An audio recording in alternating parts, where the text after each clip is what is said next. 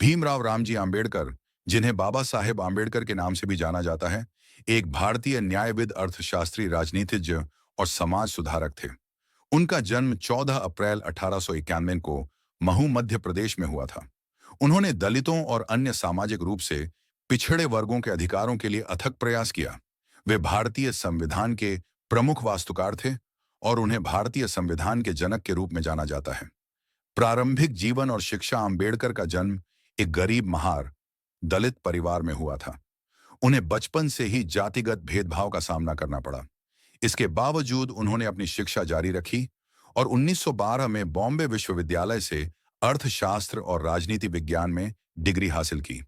इसके बाद उन्होंने संयुक्त राज्य अमेरिका और ब्रिटेन में भी उच्च शिक्षा प्राप्त की। आंबेडकर ने अपना जीवन दलितों और अन्य सामाजिक रूप से पिछड़े वर्गों के उत्थान के लिए समर्पित कर दिया। उन्होंने 1944 में बहिष्कृत हितकारिणी सभा की स्थापना की, जिसका उद्देश्य दलितों को शिक्षा और सामाजिक न्याय प्रदान करना था।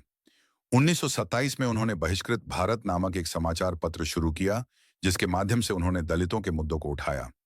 1930 में उन्होंने सत्याग्रह का नेतृत्व किया, जिसका उद्देश्य सार्वजनिक जल स्रोतों तक दलितों की पहुंच सुनिश्चित करना था। भारतीय संविधान के निर्माण में भूमिका। आंबेडकर को 1947 में संविधान सभा का सदस्य चुना गया था।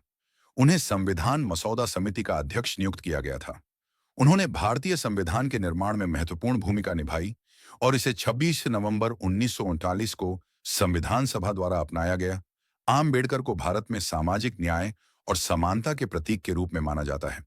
उनके विचारों और कार्यों ने भारतीय समाज में एक महत्वपूर्ण बदलाव लाया और दलितों और अन्य पिछड़े वर्गों को सशक्त बनाने में मदद की।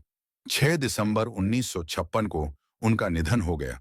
अन्य महत्वपूर्ण योगदान श्रमिकों के अधिकारों के लिए संघर्ष। आंबेडकर ने श्रमिकों के अधिकारों के लिए भी संघर्ष किया और 1942 में भारतीय श्रम सम्मेलन की स्थापना की, जो आज भी जारी है। महिलाओं के अधिकारों के लिए समर्थन। उन्होंने महिलाओं के अधिकारों का भी समर्थन किया और महिलाओं को समान अवसर प्रदान करने की वकालत की। Hindu code bill